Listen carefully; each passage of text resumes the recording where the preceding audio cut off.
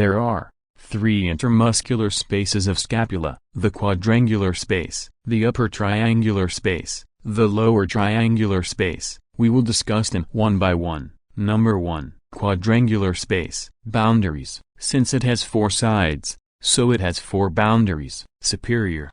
Inferior border of teres minor. Inferior.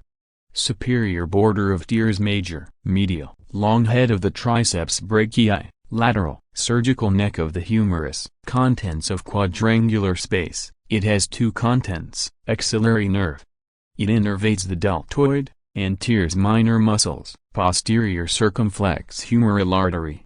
It supplies blood to the deltoid and shoulder joint. Clinical significance of quadrangular space. There is a pathology called quadrangular space syndrome. It is the compression of the axillary nerve, or posterior circumflex humeral artery, leading to shoulder pain, weakness, and possible deltoid muscle atrophy.